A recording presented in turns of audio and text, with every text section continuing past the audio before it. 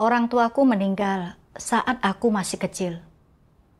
Di rumah, kami bersaudara cukup banyak, hidup dalam kemiskinan, dan para tetangga merendahkan kami.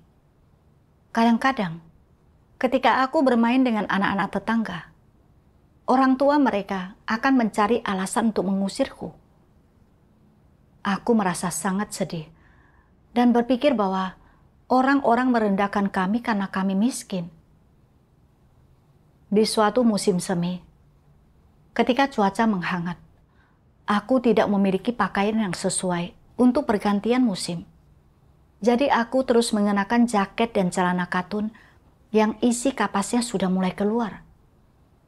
Saat berjalan di tempat umum, orang-orang menunjukku sambil berkata, "Lihat, anak miskin yang tidak punya ibu itu." Aku merasa sangat iri melihat orang lain bisa makan enak dan berpakaian bagus. Kupikir, nanti kalau aku sudah besar, aku akan menghasilkan banyak uang, supaya aku bisa makan dan memakai apapun yang aku mau, dan tidak akan ada lagi yang meremehkanku.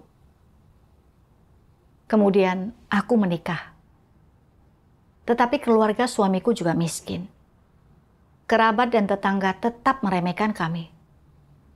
Tetapi kupikir, asalkan kami bekerja keras, kami pasti bisa mengubah situasi dan menjadi kaya. Aku dan suamiku bekerja serabutan, menjalankan usaha kecil-kecilan, dan berdagang hasil pertanian. Apapun itu, selama kami mendengar ada cara untuk menghasilkan uang, pasti akan kami coba. Namun setelah beberapa tahun, uang yang kami kumpulkan masih hanya cukup untuk bertahan hidup dan hampir tidak punya tabungan.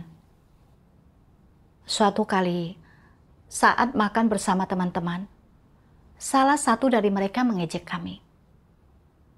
"Aku bukannya meremehkanmu, tetapi meskipun kamu bekerja 10 tahun lagi, tetap saja kamu tidak akan bisa hidup sepertiku sekarang."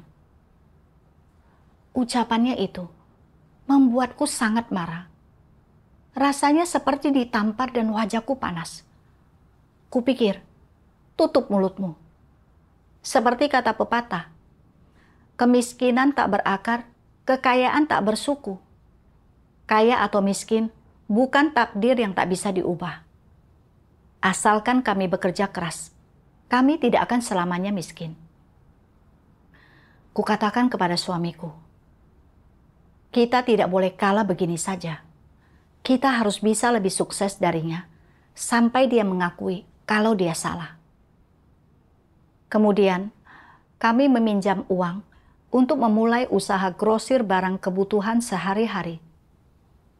Demi memuaskan pelanggan, kami mengantarkan barang ke rumah mereka. Aku dan suamiku memanggul barang sendiri dan berjualan dari pintu ke pintu.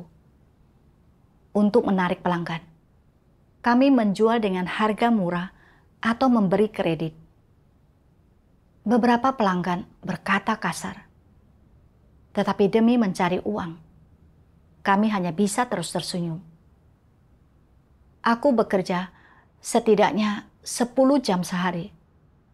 Saat siang hari, aku begitu lelah, sampai-sampai tak bisa menahan kantuk. Meskipun begitu, aku tetap tidak membiarkan diriku untuk beristirahat. Saat usaha mulai berkembang, kami memperluas operasional. Demi menghemat biaya, kami tidak mempekerjakan karyawan. Semua pekerjaan bongkar muat kami lakukan sendiri. Di setiap penghujung hari, kami begitu kelelahan hingga tidak memiliki tenaga lagi untuk sekadar mengobrol.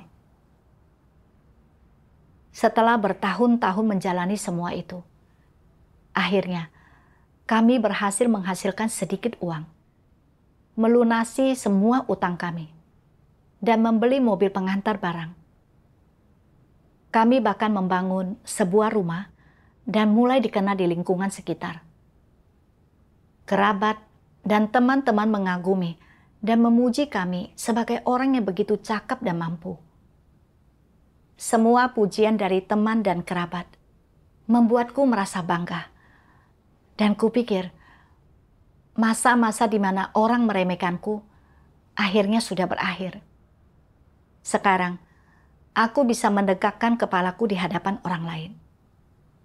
Punya uang itu memang luar biasa. Selagi aku masih muda dan kuat untuk bekerja, aku ingin menghasilkan lebih banyak uang lagi. Membeli rumah dan mobil yang lebih bagus, serta menjalani hidup yang lebih tinggi derajatnya agar makin dikagumi orang. Setelah itu, aku bekerja lebih keras lagi. Aku sangat sibuk hingga tak sempat makan secara teratur. Saat malam harinya, aku berbaring di tempat tidur. Pikiranku masih terus dipenuhi urusan bisnis. Kadang-kadang, aku tidak bisa tidur semalaman. Bahkan obat tidur pun tidak membantu. Bahkan sebelum matahari terbit, aku sudah menerima telepon untuk mengantar barang. Dan aku pun bergegas untuk mengantarkannya. Setiap hari, aku hidup dalam ketegangan. Karena beberapa barang yang kami jual mudah terbakar. Kadang-kadang, saat aku sedang tidur di malam hari, dan lampu mobil menyinari rumah, aku mengira terjadi kebakaran, lalu meloncat bangun dan berlari keluar untuk memeriksa apakah benar ada api. Sarafku terus-menerus tegang, dan hidup seperti itu sungguh melelahkan. Namun, setiap kali melihat jumlah uang yang telah kuhasilkan, aku merasa senang. Dan aku berpikir ingin menghasilkan lebih banyak uang lagi agar bisa mempermalukan orang-orang yang meremehkanku. Suatu hari, saat suamiku tidak ada di rumah, aku membongkar sendiri satu truk besar penuh barang. Malamnya, punggungku terasa sangat sakit saat tidur. Keesokan paginya, sakitnya makin parah, sampai aku tidak bisa membungkuk. Bahkan untuk berjalan pun terasa sulit. Aku pergi ke rumah sakit, dan dokter mendiagnosisku mengalami saraf terjepit. Dia mengatakan, aku harus beristirahat dan tidak boleh lagi melakukan pekerjaan berat. Dan jika aku memaksakannya lagi, kondisinya bisa memburuk dan beresiko lumpuh. Ucapan dokter itu membuatku ketakutan. Aku berpikir akan menyerahkan usaha kepada suamiku dan beristirahat untuk sementara waktu.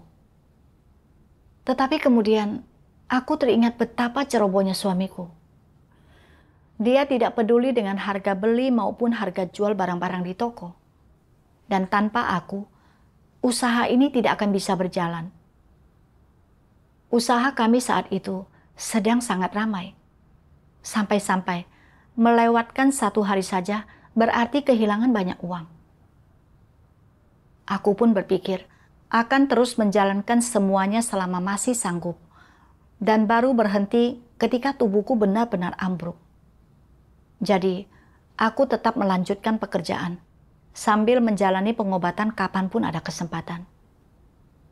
Kemudian, aku pun mengidap penyakit jantung, benjolan jinak di rahim, alergi hidung, serta kelelahan saraf kronis. Kadang-kadang, aku tidak bisa tidur semalaman. Aku menjadi sangat mudah marah.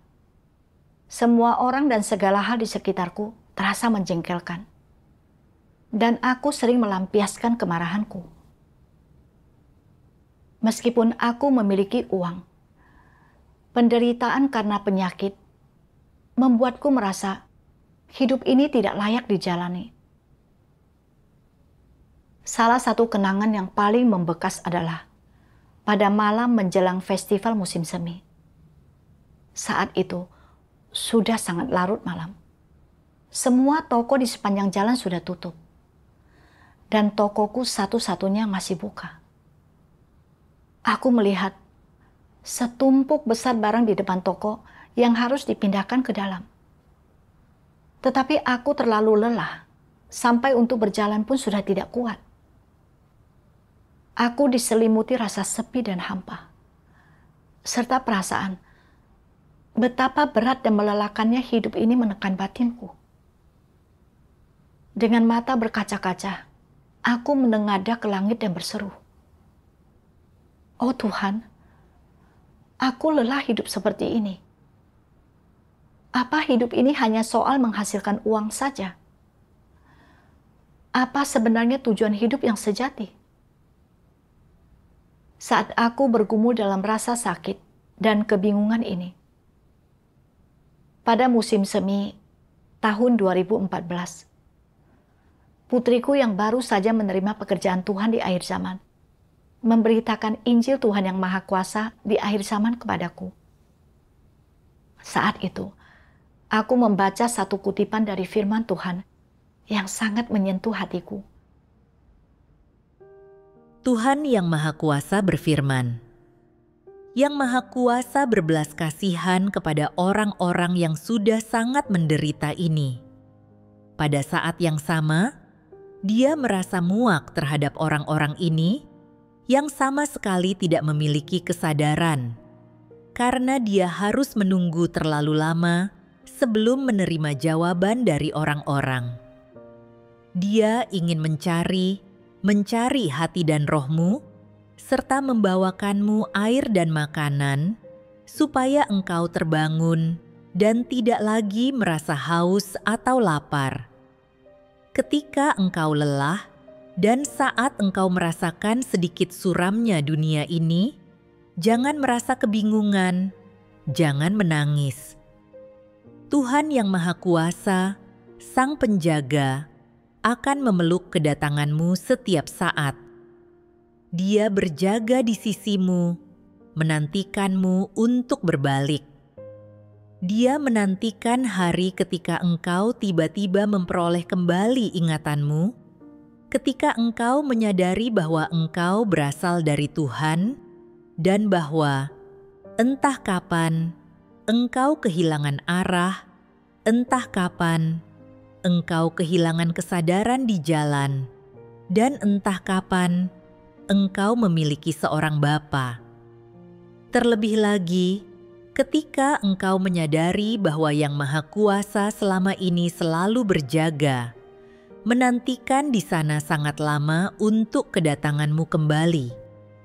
Dia telah menanti dengan penuh kerinduan, menunggu respons tanpa jawaban.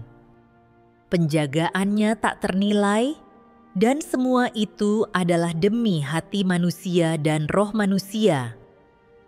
Mungkin penjagaan ini tidak berbatas waktu, atau mungkin semua itu sudah berakhir. Namun, engkau seharusnya tahu persis di mana hati dan rohmu berada saat ini. Setelah membaca firman Tuhan, hatiku sungguh tersentuh, dan aku tak bisa menahan air mataku. Ternyata, selama ini Tuhan selalu berada di sisiku, menungguku untuk kembali kepadanya. Aku telah menguras tenagaku dan membuat diriku jatuh sakit demi mengejar uang. Hari-hariku dijalani dalam ketegangan, dan hidupku terasa begitu menyakitkan dan hampa. Tuhan menggunakan putriku untuk memberitakan Injil kepadaku, sehingga aku bisa mendengar suara Tuhan dan kembali ke rumahnya. Saat itu, rasanya seperti aku telah kembali ke pelukan orang tuaku, dan hatiku dipenuhi dengan kedamaian, kelegaan, serta perasaan bahwa aku memiliki tempat untuk bersandar. Setelah menemukan Tuhan, kondisi jiwaku makin hari makin membaik, dan perlahan-lahan detak jantungku kembali normal. Alergi hidungku juga membaik, dan aku pun bisa tidur di malam hari. Aku tahu bahwa Tuhanlah yang telah mengambil penyakitku, dan hatiku dipenuhi rasa syukur kepadanya. Kemudian, aku menerima tugas untuk menyirami pendatang baru di gereja. Dengan cara seperti ini, aku melaksanakan tugasku sambil tetap mengelola usahaku. Tetapi, sebagian besar waktuku masih lebih banyak tercurah pada bisnis. Aku merasa itu tidak masalah, asalkan tidak mengganggu pertemuan dengan para pendatang baru. Kadang-kadang, malam sebelum pertemuan, ada pelanggan yang datang untuk mengambil barang. Demi bisa menjual lebih banyak, aku terus menunjukkan produk-produk lainnya kepada mereka. Aku tiba di rumah saat sudah sangat larut. Tubuhku begitu lelah, sampai seluruh badanku terasa nyeri, dan ketiduran saat masih berlutut dalam doa. Karena kurang istirahat, keesokan harinya, aku merasa mengantuk saat mengikuti pertemuan dengan para pendatang baru. Saat itu, seorang saudari yang sedang kusirami juga sibuk dengan usahanya. Dia selalu datang terlambat ke pertemuan. Tetapi, aku hanya menyampaikan kata-kata dan doktrin dengannya, serta tidak menyelesaikan keadaannya.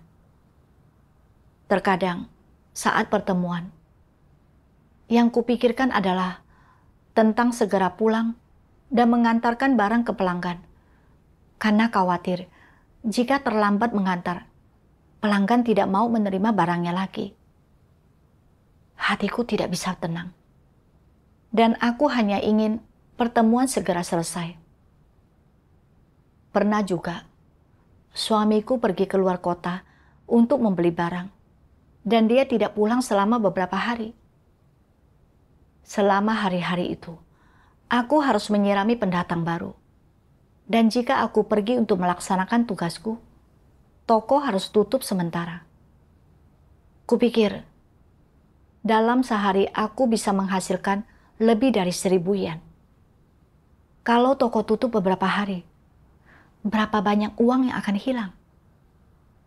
Jadi, aku berkata dengan licik kepada pemimpin, jika toko terus tutup, para tetangga bisa curiga kalau aku percaya kepada Tuhan. Dan itu bisa menimbulkan resiko keamanan. Jadi, aku meminta pemimpin gereja untuk mengadakan persekutuan dengan pendatang baru sebagai penggantiku. Suatu malam, setelah makan malam, aku tiba-tiba merasa pusing dan perutku tidak nyaman. Hingga aku memuntahkan semua makanan yang baru saja kumakan. Awalnya kupikir mungkin karena salah makan. Tetapi setelah muntah, rasa pusingku justru makin parah.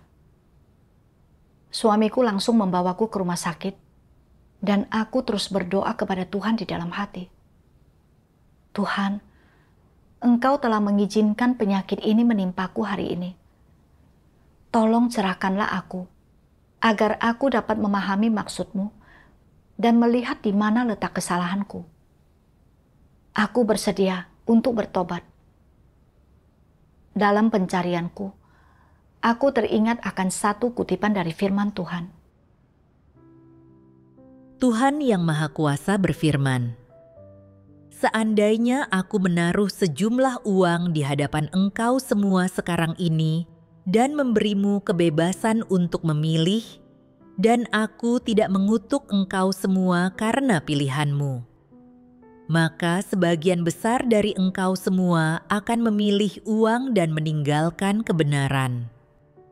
Orang yang lebih baik di antara engkau semua akan meninggalkan uang dan memilih kebenaran dengan enggan, sedangkan mereka yang berada di tengah-tengah akan memegang uang itu dengan satu tangan dan kebenaran dengan tangan yang lain. Bukankah dengan demikian, dirimu yang sesungguhnya akan terbukti dengan sendirinya? Ketika memilih antara kebenaran dan apapun yang kepadanya engkau setia, engkau semua akan memilih dengan cara ini, dan sikap engkau semua akan tetap sama. Bukankah demikian? Bukankah banyak di antaramu yang pernah bimbang antara yang benar dan yang salah? Dalam semua pergumulan antara yang positif dan negatif, hitam dan putih. Antara keluarga dan Tuhan, anak-anak dan Tuhan, keharmonisan dan keretakan, kekayaan dan kemiskinan, status tinggi dan status biasa, didukung dan ditolak, dan sebagainya. Engkau semua tentu mengetahui pilihanmu. Antara keluarga yang harmonis dan yang retak, engkau semua memilih yang pertama dan memilihnya tanpa keraguan. Antara kekayaan dan tugas, lagi-lagi engkau semua memilih yang pertama tanpa sedikit pun keinginan untuk berbalik. Antara kemewahan dan kemiskinan, engkau semua memilih yang pertama. Ketika memilih antara anak-anak, istri atau suami, dan aku, engkau semua memilih yang pertama. Dan antara gagasan dan kebenaran, engkau semua tetap memilih yang pertama. Dihadapkan pada segala macam perbuatan jahatmu, aku sama sekali kehilangan keyakinan akan dirimu. Aku benar-benar tercengang. Ternyata hatimu begitu sulit untuk dilunakkan. Hati dan usaha yang telah kucurahkan selama bertahun-tahun, secara mengejutkan tidak membawa apa-apa bagiku, selain engkau semua meninggalkanku dan bersikap pasrah. Tetapi harapanku terhadap engkau semua makin bertumbuh setiap hari, karena hariku sudah sepenuhnya diperlihatkan di hadapan semua orang.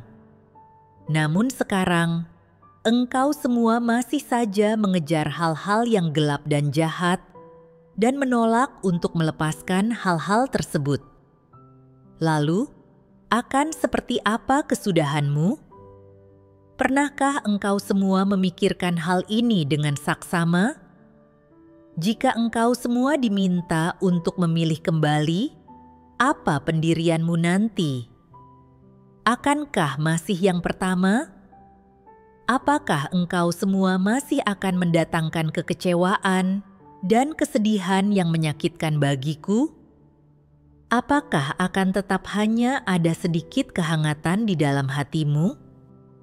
Apakah engkau semua masih tidak tahu apa yang harus dilakukan untuk menghibur hatiku? Pada saat ini, apa yang engkau semua pilih? Setelah merenungkan firman Tuhan dan memikirkan perilakuku, bukankah aku persis seperti orang yang Tuhan maksud, yang mencoba meraih uang di satu tangan dan kebenaran di tangan yang lain? Meskipun aku percaya kepada Tuhan dan melaksanakan tugasku, pikiranku masih terus dipenuhi dengan urusan bisnis setiap hari. Dan aku selalu memikirkan cara untuk menghasilkan lebih banyak uang. Aku menghabiskan seluruh waktuku untuk mengejar uang dan jarang makan ataupun minum firman Tuhan. Aku menganggap tugasku sebagai sesuatu yang kulaksanakan di waktu senggang. Dan saat aku melaksanakannya, aku melakukannya dengan asal-asalan, sekadar formalitas saja. Aku bisa dilatih dalam tugas menyirami pendatang baru, adalah bentuk pengangkatan dari Tuhan. Seharusnya aku sungguh-sungguh memikirkan bagaimana melaksanakan tugasku dengan baik, dan bagaimana menyelesaikan keadaan serta kesulitan saudara-saudariku. Namun, aku tidak menganggap tugasku sebagai tanggung jawab, dan pikiranku hanya terfokus pada bagaimana menghasilkan lebih banyak uang.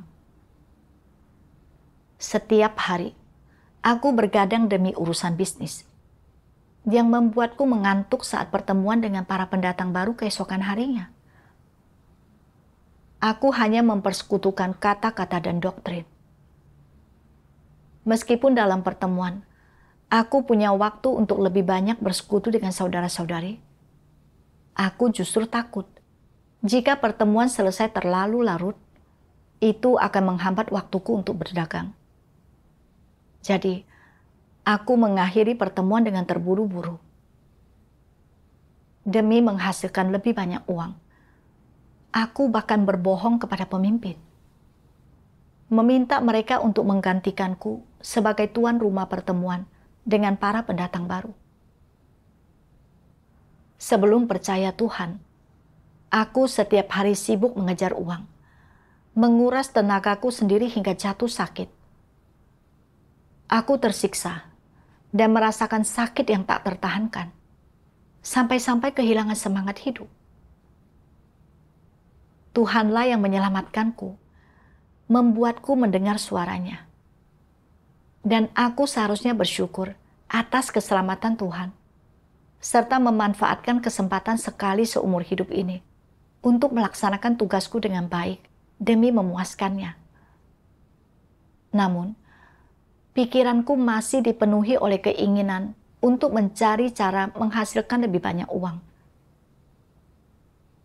Setiap kali tugasku berbenturan dengan kepentingan pribadi, aku selalu mengesampingkan tugasku. Aku sungguh egois, tercelah, dan tidak memiliki kemanusiaan. Tuhan berfirman, "Jika engkau semua diminta untuk memilih kembali apa pendirianmu nanti, akankah masih yang pertama? Dahulu, aku hanya fokus mengejar uang dan tidak melaksanakan tugasku dengan baik. Tetapi Tuhan memberiku kesempatan untuk memilih kembali. Aku bersedia bersandar kepada Tuhan, mengesampingkan pengejaran akan uang, lebih banyak makan dan minum firman Tuhan, mengejar kebenaran, dan mencurahkan hatiku untuk melaksanakan tugasku." Kemudian, aku membaca lagi satu kutipan dari firman Tuhan. Tuhan Yang Maha Kuasa berfirman, "Orang-orang menghabiskan seluruh hidup mereka untuk mengejar uang, ketenaran, dan keuntungan. Mereka mencengkeram erat hal-hal ini, memperlakukannya sebagai satu-satunya sandaran hidup, seakan dengan memiliki hal-hal tersebut, mereka bisa terus hidup, bisa terhindar dari kematian. Namun, hanya ketika mereka sudah hampir meninggal, barulah mereka sadar betapa jauhnya hal-hal itu dari mereka, betapa lemah dan tak berdayanya mereka ketika berhadapan dengan kematian, betapa rapuhnya mereka, betapa kesepian dan tanpa dayanya mereka, tanpa tempat untuk berpaling. Mereka menyadari bahwa hidup tidak bisa dibeli dengan uang atau ketenaran dan keuntungan, bahwa sekaya apapun seseorang, setinggi apapun kedudukan mereka, semua orang sama-sama miskin dan tidak berarti ketika berhadapan dengan kematian. Mereka sadar bahwa uang tidak bisa membeli hidup, bahwa ketenaran dan keuntungan tidak bisa menghapus kematian, bahwa baik uang maupun ketenaran dan keuntungan tidak dapat memperpanjang hidup orang barang semenit atau sedetik pun." Firman Tuhan sungguh menyentuh hatiku. Aku bekerja mati-matian demi menghasilkan uang hanya agar dikagumi oleh orang lain, dengan keyakinan bahwa uang bisa memberiku segalanya. Namun, saat penderitaan karena penyakit datang, uang sama sekali tidak bisa mengurangi rasa sakitku. Barulah saat itu aku sadar, kalau aku kehilangan nyawaku, apa gunanya menghasilkan lebih banyak uang? Kalau aku mati, apa artinya kekaguman dan pujian orang yang hanya sesaat itu? Aku teringat pada dua tetanggaku yang kaya raya. Salah satunya terkena leukemia di usia 30-an. Dan meskipun sudah menghabiskan banyak uang, dia tetap tidak bisa disembuhkan. Akhirnya dia meninggal dunia dengan meninggalkan dua anak yang masih kecil. Tetangga lain, usianya 40-an, mengalami pendarahan otak, lalu berada dalam kondisi vegetatif, dan tak lama kemudian meninggal. Saat melihat hal itu, aku menyadari bahwa uang sebanyak apapun tidak akan bisa memperpanjang hidup seseorang. Dan aku sadar bahwa aku tidak bisa mempertaruhkan nyawaku hanya demi menghasilkan uang. Setelah itu, aku mulai berfokus pada tugasku. Di luar tugasku, aku melatih diri untuk menenangkan hati di hadapan Tuhan, makan dan minum firman-Nya, serta membekali diriku dengan kebenaran. Perlahan-lahan, hasil dari tugasku mulai membaik, dan aku juga menemukan sukacita yang besar dalam menjalani kehidupan bergereja bersama semua orang. Suatu hari, setelah menyelesaikan tugasku, aku kembali ke toko. Suamiku menyerahkan nota penjualan, dan aku melihat ada beberapa barang yang tidak tercatat. Saat aku mengeceknya ke pelanggan, aku menyadari bahwa suamiku kurang mencatat beberapa barang. Ada juga satu faktur yang seharusnya ditagih sebesar 500 yuan. Tetapi dia hanya menulis 50 yuan. Kupikir, aku sudah tahu dari dulu kalau suamiku ceroboh. Sering salah hitung, bahkan memberi barang lebih dari yang seharusnya. Dan dengan banyaknya pelanggan yang datang membeli barang setiap hari, kalau terus seperti ini, uangnya tidak akan cukup menutupi kerugian kami. Sepertinya, toko ini memang tidak bisa berjalan tanpa aku. Aku merasa sulit untuk mengesampingkan masalah ini. Saat itu, aku menyadari bahwa pikiranku kembali tertuju pada uang. Aku pun merenung. Aku tahu bahwa berapa banyak uang yang dimiliki seseorang sudah ditentukan oleh Tuhan. Lalu, mengapa aku selalu begitu sulit mengesampingkan keinginan untuk mengejar uang?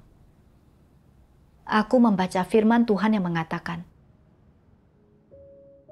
uang membuat dunia berputar adalah falsafah iblis.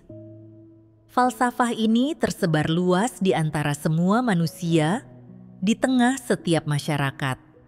Dapat dikatakan bahwa ini adalah sebuah tren. Ini karena pepatah itu telah tertanam di dalam hati setiap orang yang awalnya tidak menerima pepatah ini, tetapi kemudian diam-diam menerimanya ketika mereka mulai berhubungan dengan kehidupan nyata dan mulai merasa bahwa kata-kata ini sebetulnya benar.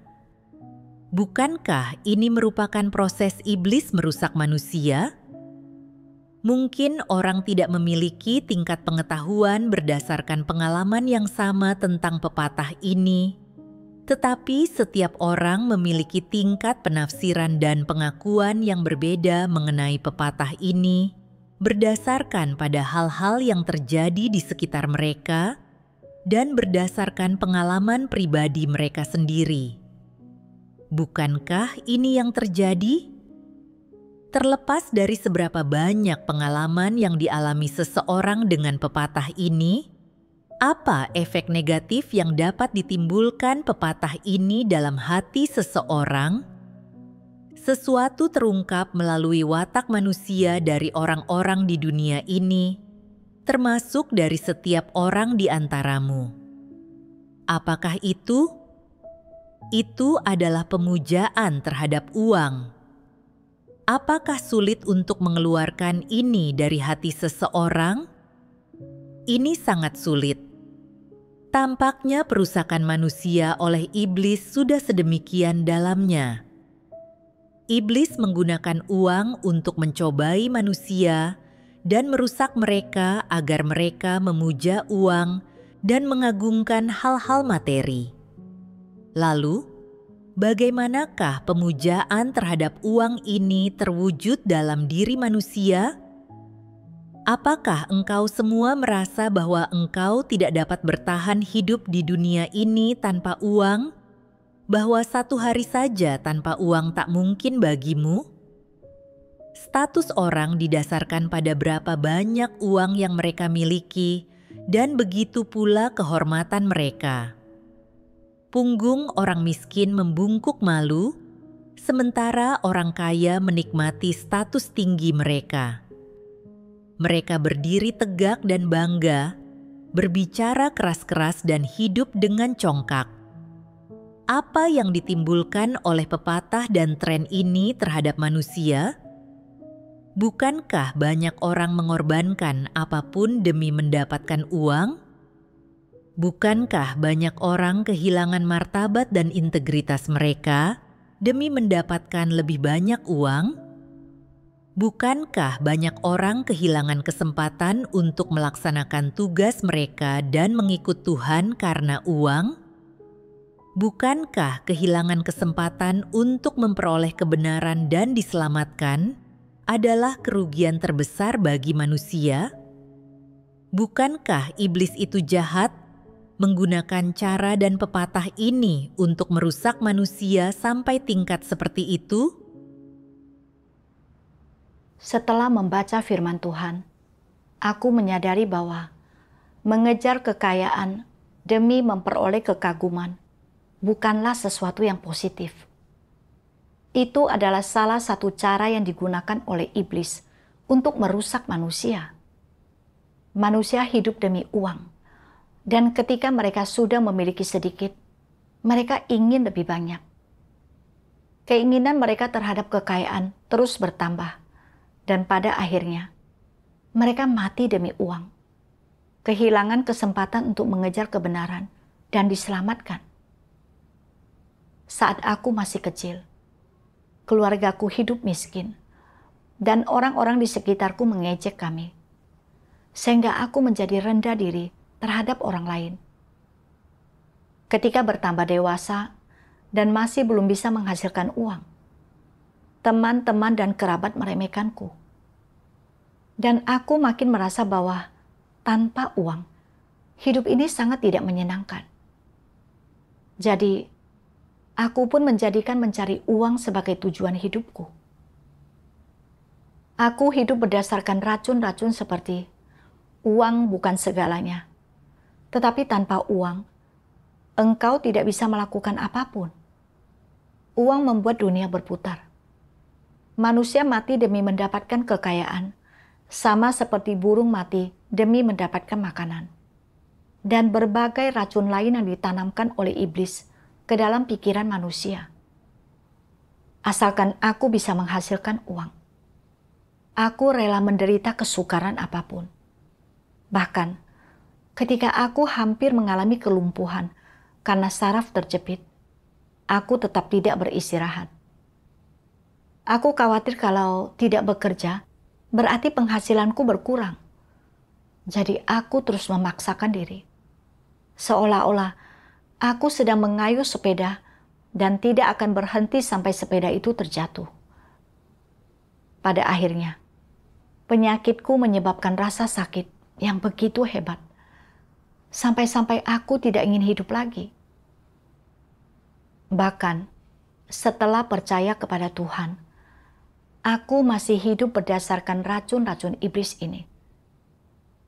Meski melaksanakan tugas, hatiku masih berfokus pada bagaimana menghasilkan lebih banyak uang. Saat pertemuan hanya dilakukan sekadar formalitas dan membuang waktu.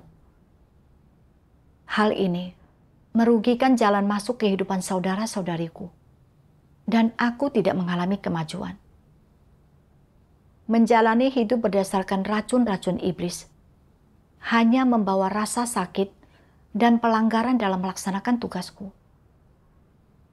Pengejaran kekayaan demi memperoleh kekaguman adalah cara iblis mengendalikan manusia dan menuntun mereka menuju pemusnahan. Aku tidak ingin lagi dicobai oleh iblis, membuang waktuku untuk mengejar kekayaan. Aku harus memusatkan tenagaku untuk makan dan minum firman Tuhan, serta melaksanakan tugasku. Setelah itu, aku mulai mengurangi fokusku pada urusan bisnis. Lebih jarang mengunjungi toko. Dan tubuh serta pikiranku terasa jauh lebih tenang. Kemudian, aku membaca lagi firman Tuhan. Tuhan Yang Maha Kuasa berfirman, sebagai seseorang yang normal dan yang mengejar kasih terhadap Tuhan, masuk ke dalam kerajaan untuk menjadi salah seorang umat Tuhan adalah masa depanmu yang sejati dan suatu kehidupan yang paling berharga dan bermakna. Tak seorang pun lebih diberkati dari dirimu. Mengapa kukatakan demikian? Sebab mereka yang tidak percaya kepada Tuhan hidup untuk daging, dan mereka hidup untuk iblis. Tetapi sekarang, engkau semua hidup untuk Tuhan, dan hidup untuk mengikuti kehendak Tuhan. Itu sebabnya kukatakan bahwa hidup engkau semua adalah hidup yang paling bermakna. Dahulu, aku hidup demi daging dan uang, mengejar kekaguman dari orang lain, dan menempuh jalan menuju pemusnahan. Namun sekarang, aku mampu mengikuti Tuhan, mengejar kebenaran, dan melaksanakan tugasku sebagai makhluk ciptaan.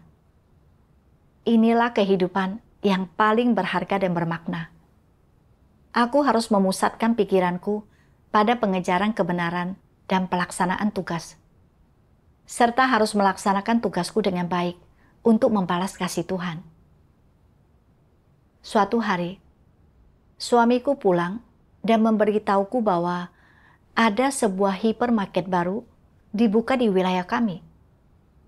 Bagian pemasaran ingin mulai menarik para pedagang besar untuk mendongkrak usaha mereka. Mereka menawarkan syarat yang sangat menguntungkan bagi pedagang besar seperti kami, yakni memberikan 3 tahun gratis sewa toko dan juga gudang. Suamiku membahas hal itu denganku. Dia ingin menyetok barang agar aku bisa berjualan di sana. Katanya, ini peluang yang pasti menguntungkan. Aku cukup tergoda dan berpikir, bukankah ini kesempatan emas yang datang begitu saja? Sekarang ini, kami membayar uang sewa puluhan ribu yen setiap tahunnya. Jika kami bisa menjalankan usaha grosir dan eceran di pasar baru ini, bisnis kami pasti akan berkembang pesat. Begitu kami menghasilkan lebih banyak uang, kami bisa membeli rumah yang lebih bagus dan mobil yang lebih mewah. Kerabat dan teman-teman pasti akan makin kagum dan iri pada kami. Namun, jika aku setuju, aku dan suamiku harus mengelola 2 toko yang berbeda. Meskipun kami akan menghasilkan jauh lebih banyak uang, kami pasti akan jauh lebih sibuk dan lebih lelah daripada sebelumnya. Aku teringat akan satu kutipan dari firman Tuhan. Tuhan Yang Maha Kuasa berfirman, dalam setiap langkah pekerjaan yang Tuhan lakukan pada manusia, di luarnya tampak sebagai interaksi antara manusia, seolah-olah timbul dari pengaturan manusia atau dari gangguan manusia. Namun di balik setiap langkah pekerjaan dan semua yang terjadi adalah pertaruhan yang iblis buat di hadapan Tuhan, dan hal ini menuntut orang-orang untuk tetap teguh dalam kesaksian mereka bagi Tuhan.